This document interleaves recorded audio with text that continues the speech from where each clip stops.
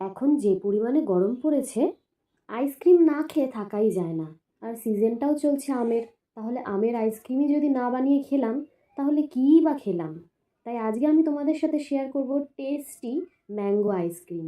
রেসিপিটা দেখলেই তোমাদের জিভে জল চলে আসবে, তাই রেসিপিটা ফুল দেখতে থাকো। আর বাড়িতে কিন্তু একবার ট্রাই করো। এই আইসক্রিমটা যদি একবার বানিয়ে খাও তোমরা, তাহলে আশা করি তোমরা বাইরে থেকে কোনো আইসক্রিম কিনে খেতে চাইবে না। তাহলে চলো রেসিপিটা দেখতে থাকো। এই দেখো, প্রথমে কিন্তু আমি দুটো কাঁচা আম নিয়ে নিয়েছি। আমগুলোকে বেশ ভালো করে কিন্তু ধুয়ে নিচ্ছি। এরপর আমি কড়াইতে জলটা একটুখানি গরম করে এই দুটো আমকে সেদ্ধ হওয়ার জন্য বসিয়ে দেব। ঢাকা চাপা দিয়ে রেখেছিলাম। এবার ঢাকাটা আমি খুলে দেখছি, দেখো আমটা কিন্তু বেশ ভালো করে সেদ্ধ হয়ে গেছে।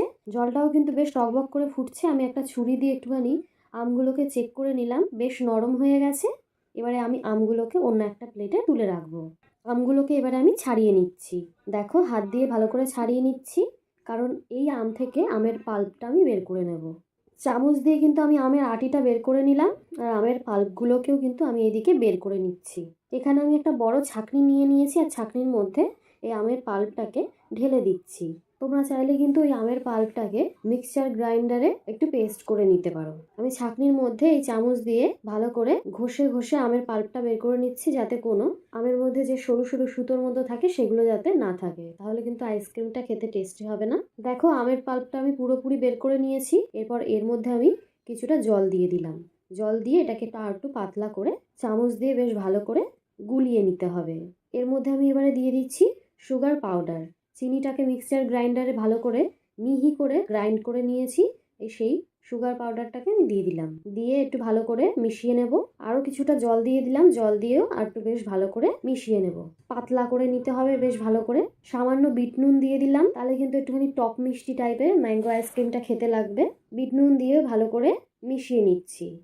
এরপর আমি এর মধ্যে দিচ্ছি ফুড কালার, সামান্য একটু ফুড কালার দিচ্ছি। এতে কিন্তু পুরো ম্যাঙ্গোর যে কালারটা হয় সেই কালারটাই আসবে। তোমরা চাইলে ফুড কালার নাও দিতে পারো, আমি ফুড কালার এখানে ব্যবহার করছি। আরও কিছুটা ফুড কালার দিয়ে দিলাম, যাতে একটুখানি যে কাঁচা আমের যে কালারটা হয় পুরো সেই কালারটা আসবে।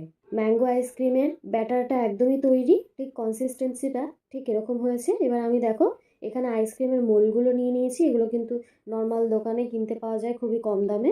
এই আইসক্রিম মোলের মধ্যে এই ম্যাঙ্গো আইসক্রিমের যে লিকুইডটা আমি বেশ ঢেলে দিচ্ছি। দেখো, এখানে এক এক করে প্রতিটা মোলে কিন্তু আমি ঢেলে দিয়েছি।